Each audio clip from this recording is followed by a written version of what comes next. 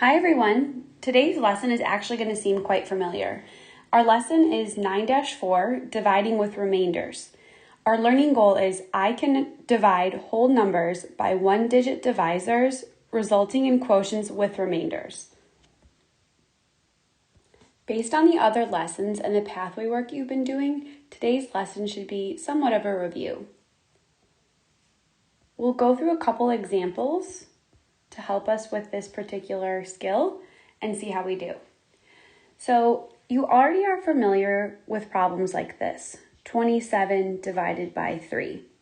3 does not fit into 2, but 3 does fit into 27. It fits in 9 times.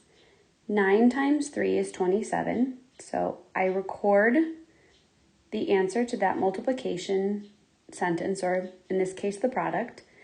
I subtract, and I have nothing left over. So most of the time, you're going to see this part of the problem. However, technically speaking, showing your work also means including the lower half as well. The reason why you usually just see the top is because you're already familiar with basic facts and fact families. However, sometimes we're not going to have problems that have exact groups. So for instance, if I have 16 divided by 9, 9 doesn't fit into 1, but 9 does fit into 16. It fits in 1 time. 1 times 9 is 9. Notice I'm putting the 9 under the 6 because I did 16 divided by 9, not 1 divided by 9. 16 minus 9 is 7. So there's my remainder noted up above. So in this case, I can take out one full group of 9 from 16, and then I would have 9 left over. In other words, you've seen this in some of your practice problems. If I had 16, I would take 9 from the group of 10, and then I would have 1, 2, 3, 4, 5, 6, 7 left over. So this would be my one group of 9, and then I would have 9 left over.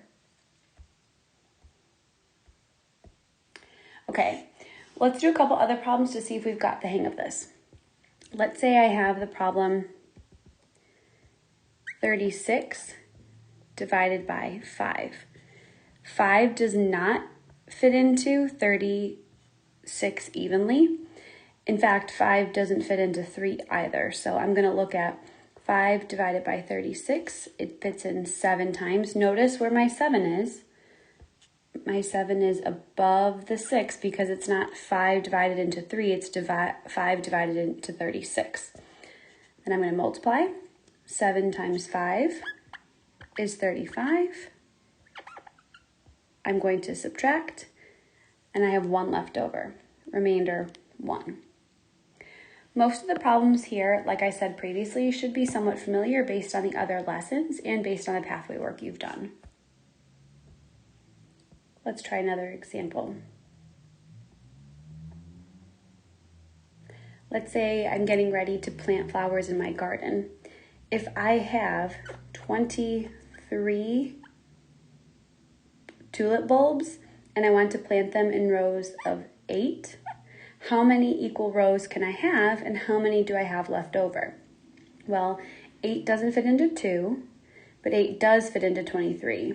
It fits into 23 2 times. 2 times 8 is 16. I subtract, and I have 7 left over. So my quotient would be 2 remainder 7. You are going to come across some interesting word problems. Let's take a look at this problem. It says the Burr soccer team is traveling to a tournament. There are 14 players on the team. If the team travels in vans that hold 6 players, how many buses do they need to take? So I have 14 players, and they're traveling in vans that hold 6 players.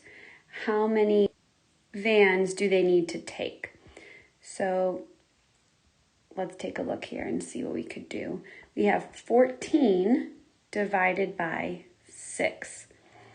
6 doesn't fit into 1, but 6 does fit into 14. It fits in twice. 2 times 6 is 12. I subtract, I have a remainder of 2. A common mistake would be to say they need to take 2 vans. However, in this situation, they can't take just 2 vans because then 2 players would be left. So even though the quotient is 2 remainder 2, the answer to the problem that they're asking us is 3 vans.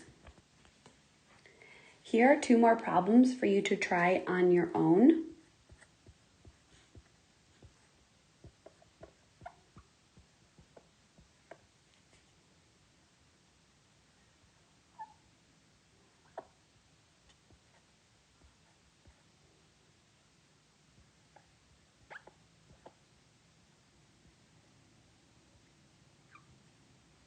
Pause the video, solve the problems, and then check back in. How did you do? Did you come up with the same quotients? If not, pause the video here, check my work, and see where you may have made your mistake. Okay, here's a special bonus for today. In my video, there were 2 mistakes. Can you find my 2 mistakes? I'll give you a hint. One had to do with remainders, and one had to do with a word problem. If you find them, you can email me. Please do not post what you think they are on the Google Classroom assignment because we don't want to ruin it for anyone else. Okay, great job today. It was a nice, quick, easy lesson. If you do need more help, please email me and I'm happy to send you more videos or more practice. And as always, your favorite guest, here's Mr. Garreau with his joke. Hey, Mrs. Garreau, did you hear the one about the farmer? No. He counted 297 cows in the field, but when he rounded them up, he had 300.